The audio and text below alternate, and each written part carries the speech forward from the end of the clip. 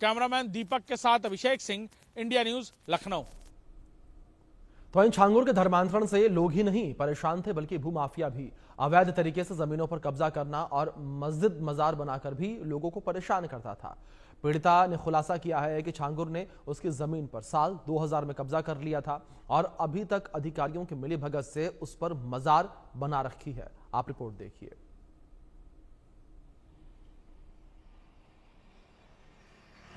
बल्कि इसके अलावा भी जमीन से जुड़े मामले, इनकी जमीन को कब्जा करके वहां पर मस्जिद बनाना, मजार बनाना इत्यादि चीजों से भी लोग परेशान हैं। हमारे साथ एक पीड़िता है, उनसे ही बातचीत करेंगे। क्या मामला है आपका, किस तरीके से आपकी जमीन को कब्जा किया गया? हमारी जमीन है धूमनिकपुर में। हमारी जमीन पे अवैध पीर का निर्माण किया गया है। पहले तो उसके 9 गजा पीर एक छोटा सा चबूतरा बना के उसके ऊपर छप्पड़ डाल के उसका निर्माण किया गया। हमारे ससुर ने विरोध किया। हमारे ससुर जो है वो 90 साल के थे। 90 साल के साथ में बदतमीजियां की गई, तो वो उनको डराया धमकाया गया। तो वो डरने धमकेने के बाद में वो चुप बैठ गए, क्योंकि उनको धमकी भी दी जाने लगी। मेरे जो ससुर हैं वो एक नामी ग्रामी हैं, दादरी के जो रहने वाले हैं। तो उनका जो देहांत है वो सन 2000 में हो गया। सन 2000 के बाद में जो फिर हम चुप लगा गए, क्योंकि हमारे पास में कोई इतना बड़ा था नहीं। और मैं उस टाइम मेरी शादी हुई नहीं थी। मेरी शादी 2003 में हुई है। 2003 के बाद मेरे पति ने, मेरे जेठ ने विरोध किया, जिसके चलते हुए मेरे पति का तो मर्डर हो गया 2007 में। जमीन को लेकर मार दिया?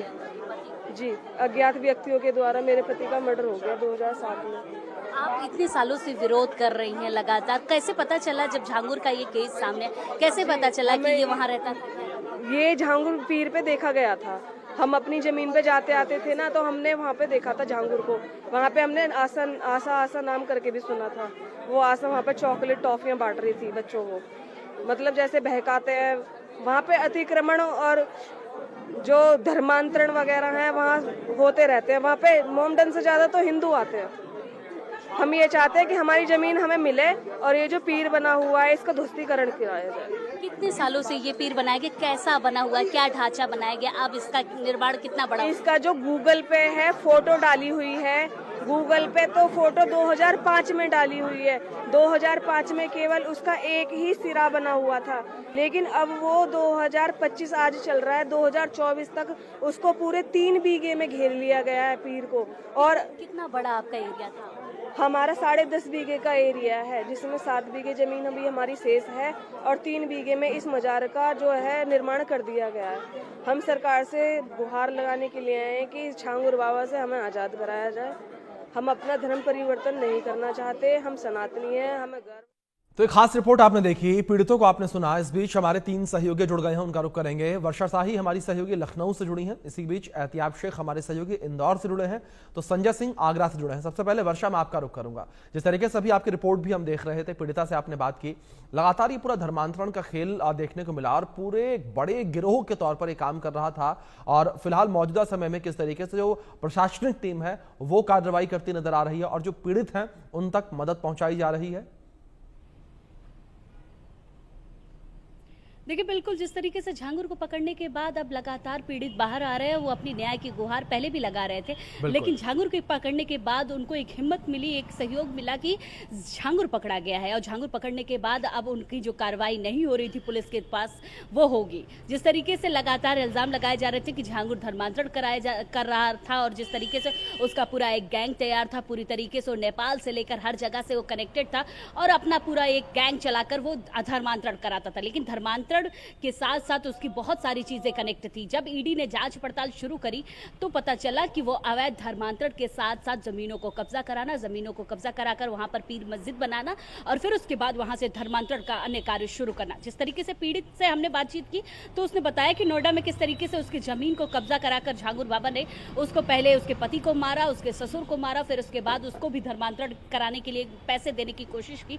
लेकिन जब उसने मना किया तो उसके साथ लगातार इस तरीके से दुर्व्यवहार दुर्व्यवहार किया गया। लेकिन इसके साथ साथ कई ऐसी जगह और है बलरामपुर में जहां पर सरकारी जमीनों को भी छांगुर बाबा ने कब्जा किया और वहां पर कब्जा करके मस्जिद बनाया, क्योंकि वहां के उप जिलाधिकारी की तरफ से ये साफ कहा गया था कि कुछ ऐसी जगह पर है जहां पर अब बुलडोजर चलने की शुरुआत होगी, क्योंकि ये अवैध तरीके से छांगुर बाबा ने कब्जा किया था। यहाँ पर मस्जिद बनाकर वो पहले शुरुआत किया करता था, फिर उसके बाद वहां पर धीरे धीरे सारी चीजें शुरू होती थी, अवैध धर्मांतरण किया जाता था, फिर उसके पैसे की हेरफेर की जाती थी। सोचिए, टारगेट केवल महिलाएं नहीं, पुरुष भी उसके टारगेट हुआ करते थे। जिस तरीके से बिल्कुल वर्षा, बिल्कुल ठीक है आपने, जिस तरीके से आप तमाम जानकारियां पहुंचा रही हैं। छांगुर के द्वारा लगातार जो है अपने गिरोह को बड़ा किया जा रहा था, लगातार लोगों को शामिल भी किया जा रहा था। एहतियात मैं आपका रुख करूंगा। अगर बात धर्मांतरण के अवैध खेल को लेकर की जाए तो ये धर्मांतरण का अवैध खेल किसी बीमारी की तरह, किसी वायरस की तरह पूरे भारत के अलग अलग हिस्सों में पहुंचता नजर आया। मध्य प्रदेश को लेकर बात करें तो मध्य प्रदेश भी इससे अछूता नहीं रहा। देखिए, निश्चित ही अभिषेक के पूरा मामला जिस तरीके से धर्मांतरण का एक खेल चल रहा हो, जिसको सुनियोजित तरीके से किया जा रहा है, जिसमें कि ये कहा जाए कि पूरा कॉर्पोरेट कल्चर को इस्तेमाल किया जाता है, पूरी तरीके से प्रोफेशनल एड्स इस्तेमाल की जाती है। लगातार इस तरह की खबरें मध्य प्रदेश से भी आती है, चाहे वो भोपाल से हो या अन्य जिलों से हो। इंदौर की अगर बात करते हैं तो इंदौर में भी हमने कई सारे मामले ऐसे देखे थे जिसमें कि धर्मांतरण को लेके अभी पिछले महीने 2 महीने की बात करते हैं तो यहाँ पर एक व्यक्ति को पकड़ा गया था जो लगातार धर्मांतरण कराने के लिए इस्तेमाल कर रहा था चर्चेस का। वहीं ये कहा जाए कि मस्जिदों का इस्तेमाल किया जा रहा था धर्मांतरण के लिए और लिटरेचर का इस्तेमाल किया जा रहा था लोगों का माइंड डाइवर्ट करने के लिए या ब्रेन वॉश करने के लिए। तो इस तरह की खबरें लगातार पूरे मध्य प्रदेश में नजर आती है। हालांकि मध्य प्रदेश सरकार की तरफ से स्पष्ट रूप से कहा गया कि धर्मांतरण को लेकर जीरो टॉलरेंस की नीति मध्य प्रदेश सरकार ने अपनाई हुई और इसमें जाहिर सी बात है कई सारी चीजें इस तरीके से सामने आती है। जब इस तरह की चीजें सामने आती है तो निश्चित रूप से जो नकेल कसने की बात होती है वो लगातार कार्रवाइयां इंदौर में भी देखी जा रही हैं। जी बिल्कुल एहतियात।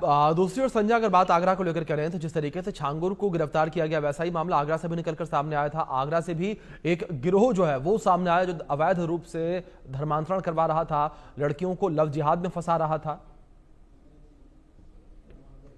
सामने अब्दुल रहमान की गिरफ्तारी के बाद कई सारी खुलासे हुए हैं। उसके पास कई सारी किताबें ऐसी मिली जो कि ब्रेन वॉश करने के लिए इस्तेमाल होती है। साथ ही आपको बता दें जिस प्रकार से जो लड़की वहां से बरामद हुई है, हरियाणा के इल्जाम जो जिला है वहां से वो गायब हुई थी, गुमशुदगी दर्ज है। उसके बाद उसको ब्रेन वॉश किया गया, उसका धर्मांतरण कराया गया और निकाह भी कराया गया। तो कहीं ना कहीं आईएएस का जो मॉडल है, जो जिस प्रकार से जो सिग्नेचर वो है उसी प्रकार से सारी चीजें चल रही थी। पहले लव जिहाद को लेकर वहां लड़कियों को फंसाया जाता था, उसके बाद कहीं ना कहीं उसका निकाह कराया जाता था। ये भी बात सामने आ रही थी कि जिस प्रकार से कहीं ना कहीं आतंकी गतिविधि है वह भी इन लड़कियों को जो हिंदू शरणार्थी लड़कियां उनको इस्तेमाल करने की बात की जाती थी। लेकिन जिस प्रकार से पता लगा कि जो उन्हें फंडिंग हो रही थी, फंडिंग कई देशों से इन्हें फंडिंग हो रही थी, तो फंडिंग का भी खुलासा हुआ। जिस प्रकार से कई देशों से जो फंडिंग है उसके रिकॉर्ड्स मिले हैं, उसको लेकर भी कहीं ना कहीं पुलिस जांच पड़ताल में जुटी हुई है। 11 लोगों की इसमें अब तक गिरफ्तारी हो चुकी है।